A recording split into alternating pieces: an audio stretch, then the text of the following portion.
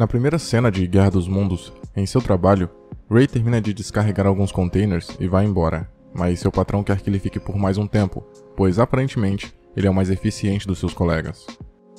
Curiosamente, a imagem do chefe correndo atrás de Ray, de certa forma, simboliza e já nos dá uma pista do grande paradigma do protagonista no filme, o fato de sempre fugir das suas responsabilidades. Quando chega em casa, sua ex-esposa e o atual marido estão o esperando para deixar as crianças com ele durante o final de semana, e Ray estava atrasado.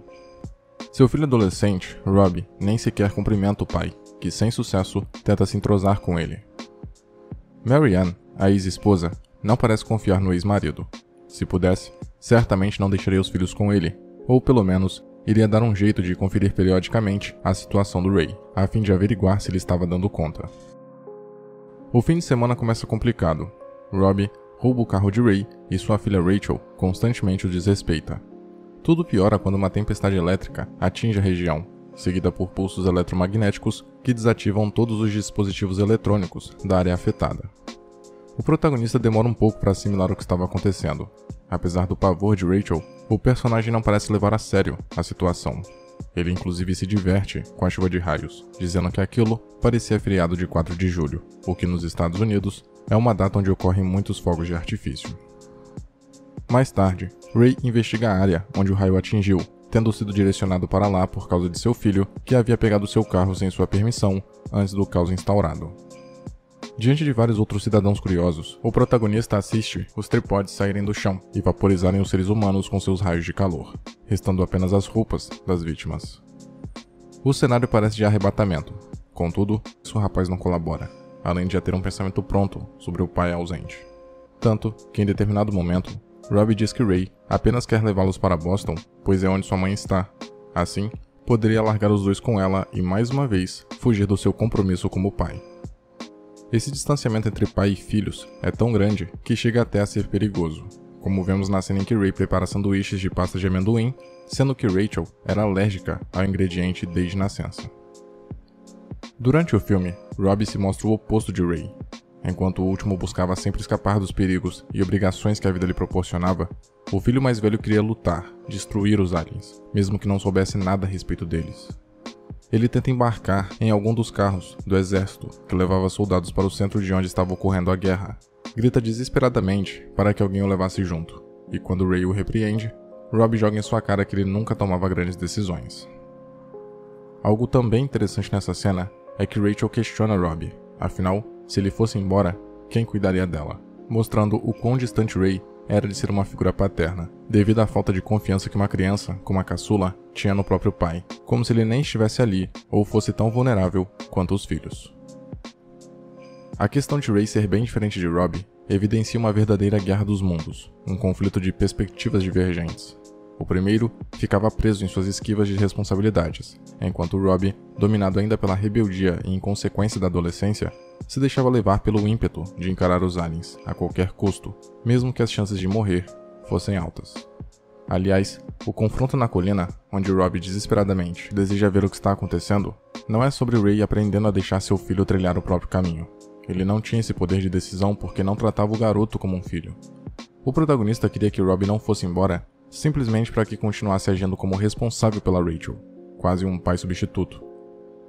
Cabe mencionar que enquanto Ray tenta convencer o filho a ficar, Rachel é importunada por um casal que pensa que ela está sozinha e deseja levá-la com eles. Ou seja, o protagonista meio que precisa escolher qual filho salvar.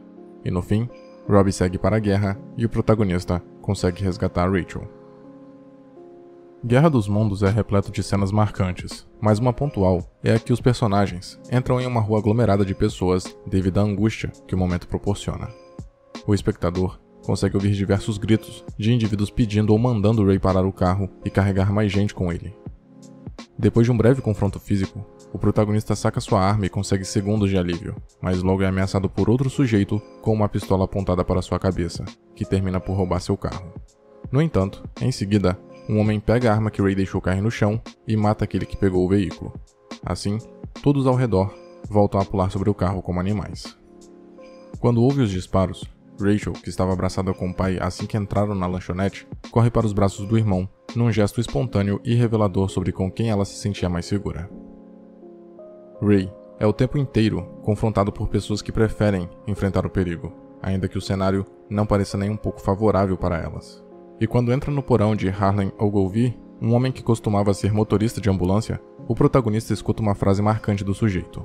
As pessoas que sobrevivem são aquelas que mantêm os olhos abertos. Correr é o que te mata. No contexto da profissão de Harlan, a frase é uma alusão às pessoas que socorriam nos acidentes, mas no caso de Ray, é além de uma dura recordação do seu hábito de fugir, um conselho. Caso queira sobreviver e, mais do que isso, salvar seus filhos, precisa parar de correr. O irônico é que Guerra dos Mundos mostra uma invasão devastadora que já vinha sendo planejada há muitos anos e que, apesar do título, não era uma guerra, mas um extermínio, pois não havia como enfrentar aquela ameaça de igual para igual, seja o seu sangue a cobrir o chão.